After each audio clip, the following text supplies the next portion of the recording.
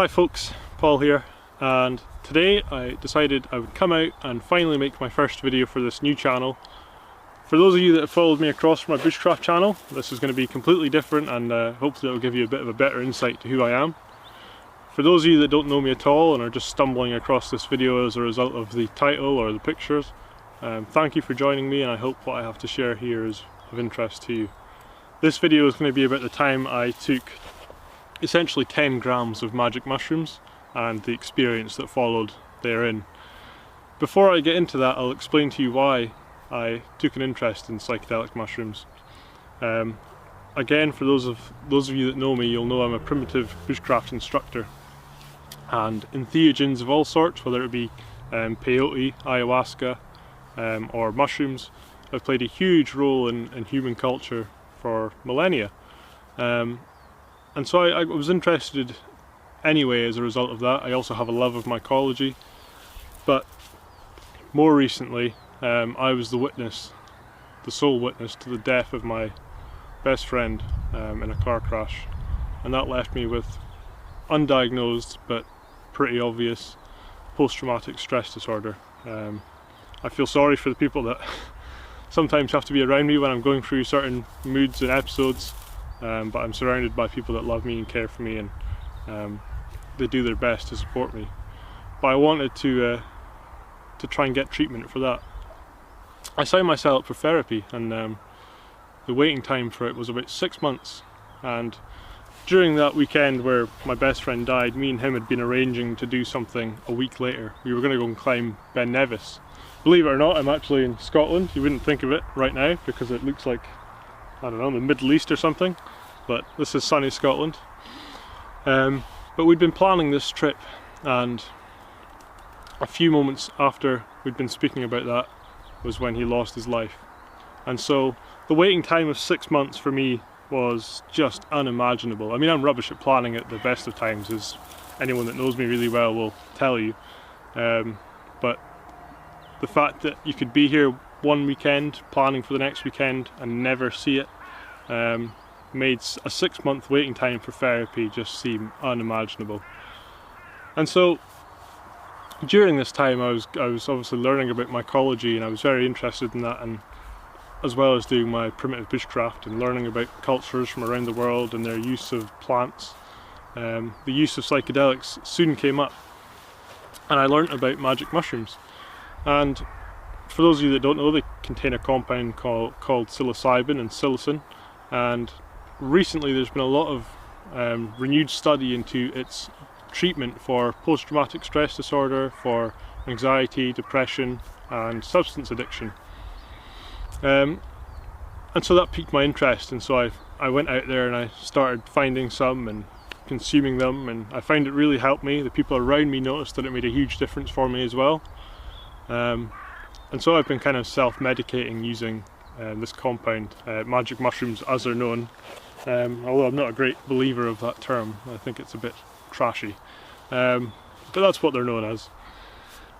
And so, like I say, I've been slowly kind of pushing the boundaries, and during this time I was experimenting with different entheogens from all over the world. I've tried San Pedro, I've tried ayahuasca, yopo seeds, LSA containing seeds, you name it. I've tried a whole host of different things, and that was purely from the point of view that I wanted to experience what people that I'm trying to learn from, I want to know what they were experiencing as they were out in nature, trying to live their lives. So anyway, a long story short, one night I was home alone, and I decided, you know, it's been a while since I have taken mushrooms. I've been out collecting them for quite some time, and I figured this night I would push the boundaries a little bit. I would take a little bit more just to really put myself out there. Now, in saying that, I'm no stranger to the higher doses. I believe the higher doses are where the real learning occurs. Lower doses tend to be very playful. Higher doses, like 5 grams for instance, as Terence McKenna would call it, the hero's journey, that's where you're really pushing the boundaries. And for me, I was always a higher dose kind of guy, and so this evening I decided to take 4 grams of psilocybe silenciata, or liberty caps as they're more commonly known, and I decided to combine those with an MAOI, which is a inhibitor. It basically allows more of the drug to get into your system before your body has the chance to break it down, and it has the effect of potentiating the mushrooms up to 2 times, 2 maybe even 3 times, and so that's why I would consider this a 10-gram trip. So I had 4 grams of mushrooms, and I had 3 grams of Syrian rue, or Penignum homarla I believe it's called, and that potentiates that 4 grams up to, like I say, up to 3 times. So let's say we'll round it down to 10 grams, which is an insane amount. I look back at it now and I think, oh my god, what were you doing?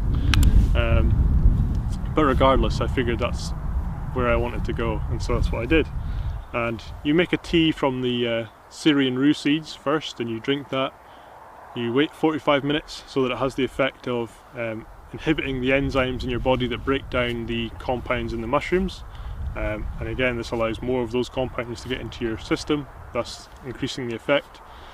Waited 45 minutes and then consumed my mushrooms in a tea, I think it was.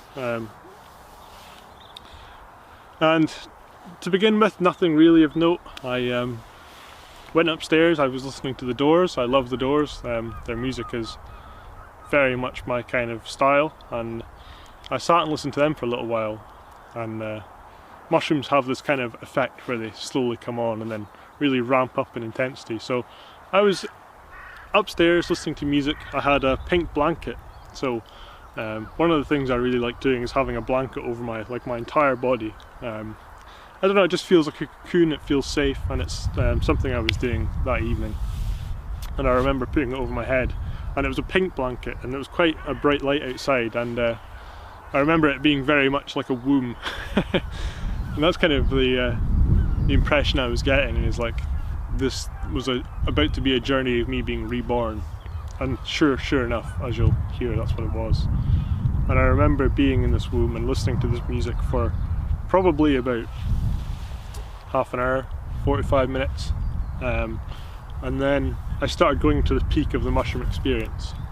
Now, when you take a high enough dose of mushrooms, and this can vary from person to person, you experience what's known as ego dissolution, or ego death. And essentially what it is like the breaking down of who you are as a person. So everything that you think is important to you, your self-image, what you think about yourself, it all gets stripped down, and you get made into nothing, essentially. I'd never experienced this before, despite doing high doses of mushrooms in the past, even up to 5-6 grams. I'd never experienced an ego death before. But sure enough, I was about to experience it, and it was single-handedly the most insane, terrifying, incredible experience I've ever had.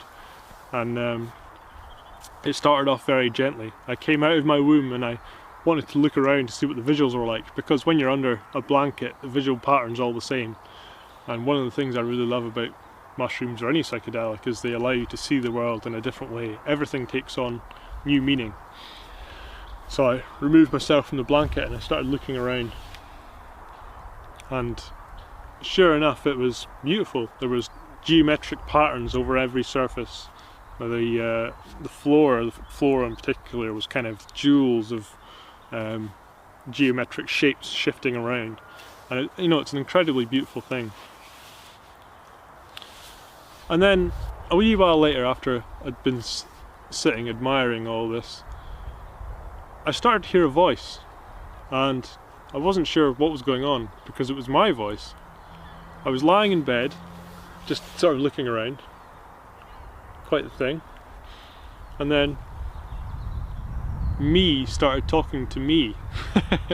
Now this sounds crazy, and I can't express enough how difficult these things are to convey to people that haven't had the experience themselves. But I was lying in bed, and inside my head I was hearing myself talk. And what I was saying, and the way I would kind of explain this, was like, you guys are the camera just now. I was the camera. I was the one looking at me and listening. And so I was listening to myself talk, surprised, because I'd never had this happen before. I'd never had this moment where like I could hear myself, and it was quite strange. So I was listening to myself, and I remember thinking it was like being at a wedding. It was that sort of like someone's just handed this guy a microphone. He has no idea what to say, but he's going to try and fumble his way through it. And what I was trying to fumble my way through was explaining who I am, why I am the way I am, and the things that are important to me. Now, I should state at this point, one of the most important things before you go into these experiences is to set an intention. Now, I'm a big believer in ritual and trying to do everything in controlled and as safe and as purposeful a manner as possible when it comes to using these substances. They're no joke by any means. And so on my wrist, or on my forearm, I had written a message, and my intention was, show me what's out there. As you can tell, it's the channel name for this YouTube channel now. So I had written, show me what's out there on my arm. And I'd meditated for about 10-20 minutes before taking the mushrooms. Completely forgotten I'd done it, but it was in my head that, you know, this was what I wanted to achieve. I wanted to see what was out there. You know, I'd had incredible experiences before, but I wanted to see more, you know. And so, sure enough, I'm lying there, and this voice starts speaking to me. And he's talking about all the things that he's been through. He's talking about, you know, the death of his best friend and seeing the life leave his body and what that was like. He's talking about the people he knows and why they're important to him. He's talking about his struggles with suicide and depression as a result of that, as a result of the post-traumatic stress disorder, and, you know, how he tries to justify that. And slowly the voice began to fade. I began to fade. And it went quiet.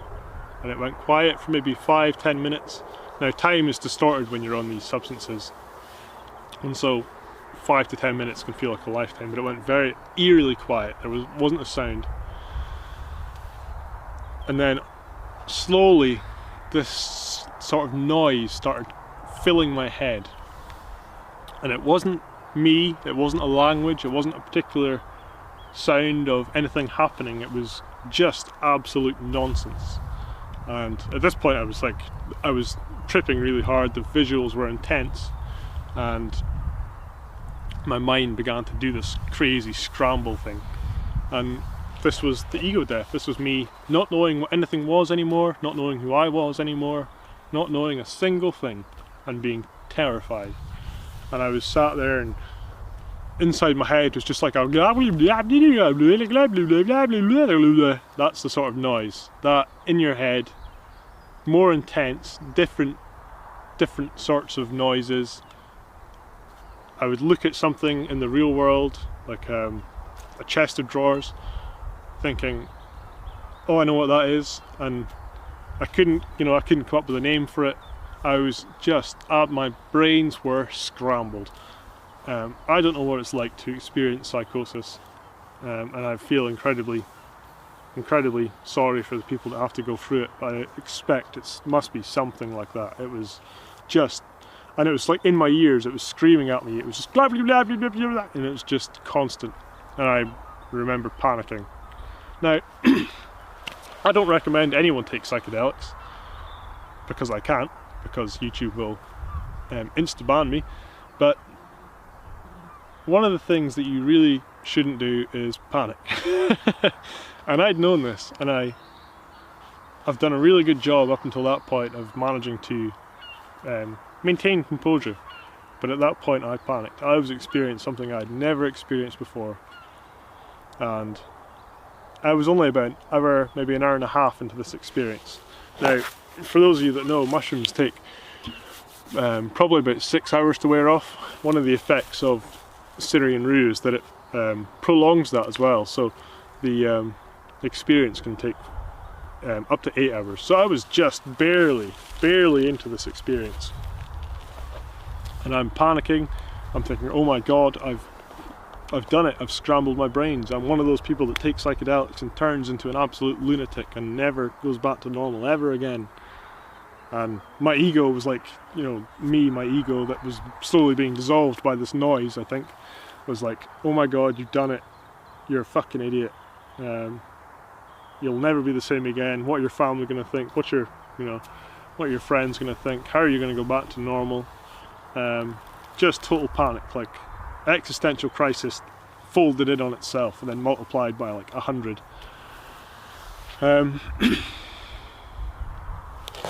And let me just check the time here. And that was kind of like the beginning of that.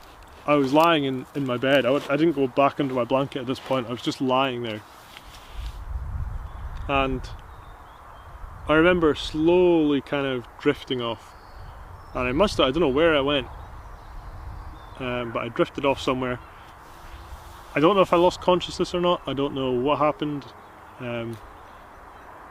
I just kind of I faded out of existence, essentially, for a little while. Lost. It sounds a lot worse than it is, really, but I just sort of faded out from existence for a little while. And I remember coming back for sort of 5 minutes, and my brain being still scrambled. And I thought, oh, okay, right, I've got 5 hours to sit through this. 5 hours. And I'll be through the worst of it. And I thought, God, how can I have no idea what time is anymore. I need to put something on that will last 5 hours, and then once I get to the end of that, I'll know I'll be close to the end. And so what I decided to do was put on a podcast. Now, possibly not my greatest choice, but one I'm pleased I made. I put on a podcast that was Joe Rogan and Duncan Trussel. Two of my favourite guys. I've got a lot of time for them. Duncan Trussel in particular is an incredible human being. And I figured if I can sit through this 5-hour podcast, then I will come back. You know, that it'll wear off and I'll be back to myself and I won't have to panic anymore and I'll know who I am and it will all be okay. And so that's what I did. I put this podcast on and my mind was still going nuts at this point. And I remember just trying to listen and trying to make sense of what they were saying. But as Joe Rogan was speaking, my ego self would take over his voice. So I would become Joe Rogan, and Joe Rogan, or me in this case, would be explaining to everyone again who I was. My ego was gripping on any voice that was available. It was taking over. It was like a hostile takeover, and my ego had taken over the voice of Joe Rogan, and it was again, it was jumping back to me being on stage. It was oh yeah, and my friends do this, and so I really enjoy that, and oh yeah, I do this as well, so that that makes me who I am, and just grasping at straws. When a child is constantly asking you why, it's like someone was constantly asking this guy why. So my ego had taken over the voice of Joe Rogan and Duncan Trussel as well. And I remember wanting to get away from that, and so I skipped to another video. When I was a kid, I used to play Minecraft a lot. There's a guy who makes Minecraft videos called Etho. And I don't play Xbox anymore or PC games or anything anymore, but I watch this guy because he's wholesome, he makes me laugh, and he's like a little bit of my childhood. It's like an escape for 30 minutes back in time to when I could get back from school and hop on my computer and play my games. And I remember going to his channel and watching one of his videos thinking, right, okay, he's wholesome, he's a sweet guy. My voice ended up taking him over as well and turning him against me, and again went back to trying to explain who I was, and so I ended up going back to the podcast. Anyway, to cut a long story short, I decided on the podcast. I'd tried loads of different things. I'd tried NASCAR, like a 5-hour NASCAR race. Probably not a good choice. I had tried Brian Cox documentaries about the universe, hoping that would give me some sort of understanding. But of course, if you've ever watched a Brian Cox documentary, he just sort of stands around and he goes, "We don't know. Why are we here? What's it all about?" And so, really bad choice. And so I ended up going back to the Joe Rogan thing, because I remember laughing at that at one point, and that was comforting. So I put on Joe Rogan. I had 5 hours to sit and wait, and sure enough I sat and waited. And I drifted off again. I went back into my head, into this space I'd been in. I'd managed to go through all these different videos to try and find something that would work. None of them really worked, so I ended up going back to Joe Rogan and Duncan Trussel. And then I faded back out again. And again, I don't know how long I was gone for. I don't know where I was. I remember seeing incredible, so when you close your eyes on mushrooms you get incredible visuals. Same with any classic psychedelic. And I had geometry and waves and different jewels and sort of different dimensions that were coming out of everywhere. It was incredibly beautiful. That's all I remember. I remember just seeing these energies and shapes moving around behind my eyelids. And there was no noise anymore. There was none of that. It was completely silent. I was just watching these things. And then all of a sudden, I was back. And I was listening to the voices of Joe Rogan and Duncan Trussel. And I'd watched this podcast quite a few times, so I knew what they were normally talking about at that point in the podcast. And I was listening to them, but my ego wasn't controlling what they were saying anymore. Something else was. Now, I don't know if this was like me. I don't know if it's an entity of some sort. I don't know if it's like the mushrooms. Make of it what you will, I don't know. But something was speaking to me, and it was using the voices of Joe Rogan and Duncan Trussel. Now again, this wasn't the ego self that had been taking them over. This was something else. It was a nice voice. It was a friendly voice. It was someone that knew I needed help. And they started talking. And they talked about me. And again, I'm just listening to this. I'm listening to this podcast, and they're talking about me.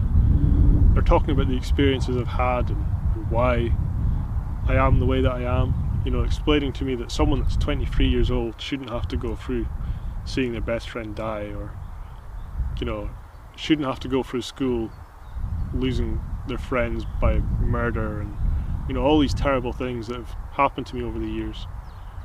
And they were comforting me. They were basically telling me, look, it's all right, you know, you've been through all this stuff.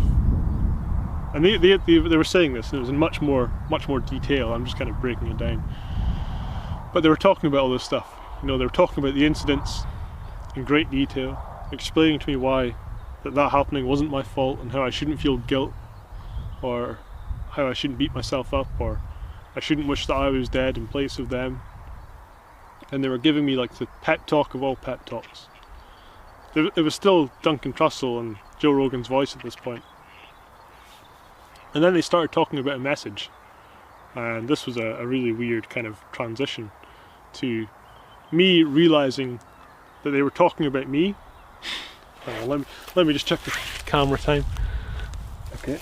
So I was so they realised I was listening to them, and I realised I was listening to them.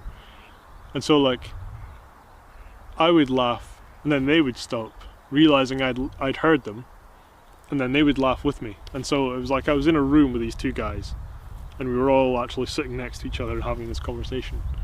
Meanwhile, you know, I'm all the while I'm listening to this podcast, and I'm just sort of staring into space, fractals and things like that. And yeah, they'd given me this talking to about how, you know, I shouldn't beat myself up and so on and so forth. And then they started talking about a message, and I had, you know, I was slowly coming back to who I was at this point. I was starting to realise that, okay, I'm back to who I am. These guys are delivering me a message, and I need to listen to this message. And I was sat there, and I was looking around the room, and I remember sitting looking at my Bluetooth speaker, and Duncan Trussel would pop up and he'd go, yeah, I mean, you know, we've got amazing technology that we could be using to share this incredible message, and we just have to decide on the message to share, you know. We could use like that Bluetooth speaker, you know. And it was funny because he was talking about it like it was alien technology that had come out of Roswell. I remember him saying, you know, and again, this doesn't happen in the podcast. This was the mushrooms putting these words into his voice. And I remember him going, yeah, you know, speakers are like technology from alien craft, and we should be using them to to convey our message. And Duncan Trussell, you know, would carry on along those lines, and then Joe Rogan would pipe up and he'd go, yeah, but what would the message be, you know? I mean, if only we had a way of remembering the message, you know, what would the message, what would the goal be, you know? What should we try and encourage people to do? And then Duncan Trussell would, you know, I don't know, man, I'm sure it's out there somewhere. I'm sure it's out there, we just have to look at it. And at that point I realised what they were talking about. They were talking about what was on my arm. And on my arm I'd written, show me what's out there. And I took this as a direct message from the mushrooms, from the people that are no longer here anymore, that I love. Yeah, it was like a direct order, you know, sort of, you're here, you're alive. We've shown you what death looks like, or ego death, and what it's like to not be here, or to not understand anything, or to be unborn, to die in some sense, in an ego death. We've shown you what that's like. And I asked them to show me. I said, show me what's out there, and they did. Boy, howdy, they did. And it was terrifying, absolutely terrifying. And you know, I've seen incredible things behind my eyes that I'm fairly sure no human's ever seen before. And then they brought me back and they explained to me that my thoughts of death and suicide and, you know, my ways of dealing with it were perfectly justified, but not perhaps the best way to do it. And the way that I should be doing it is I should be using technology. I remember looking around the room and there would be different technologies, and I would look at one and then they would start talking about it. So like the Bluetooth speaker was one example. I remember looking at the TV and going, yeah. I remember Duncan Trussell going, yeah, you know, something like that. That would be a fantastic way of delivering a message. You know, and if only we had a way of like making a message show up on that. You know, and they were talking about this sort of stuff. And I feel like that was them sort of Uno reversing me. They were flipping the cards and they were going, right, we've shown you what it's like to experience complete ego dissolution, death, basically, of who you are and what you love and everything you've known. And we've brought you back. And now we want you to do the same for us. I want you to show me what this world is like, you know. It felt like they took me to their realm and then I was ordered to show them around mine, and this is my realm. You know, the outdoors and nature have always played a huge part in my life, and the realization that all of us are only here for a little while was made absolutely abundantly clear during that experience. And they were encouraging me to share my messages with people that will take the time to watch them, and people that need them, because I know I needed them, you know. And so that's what I'm trying to do, and I hope that's what this channel will be about. Now, it's worth saying at this point, I was starting to come down, so mushrooms have a sort of come up, a peak, where everything's its most extreme, and then they kind of have a come down. And I was at the come down at this point. I'd realised that they had challenged me, and I realised they were talking about me, and the trip basically ended when I lifted up my arm, and on my arm it said, show me what's out there. And at that point, Joe Rogan and Duncan Trussell went back to being their pre-recorded selves. I went back to knowing who I was and everything I cared about and loved, but with this new message. And the new message was, look, you're only here for a little while.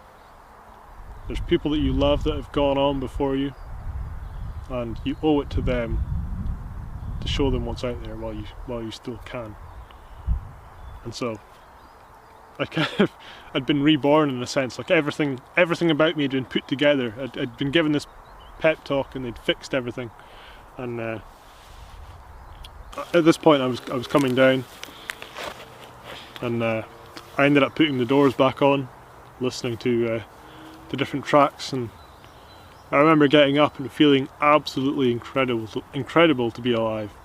absolutely so grateful still to be here and to be back to who I was, or at least some sort of semblance of who I was, except now I'd been given this message, this instruction to go out and start sharing with others. And it was one of the most extreme happy moments I've ever had. I was dancing, and those of you that know me know I don't dance. I hate the way it makes me look. I feel very self-conscious, singing as well.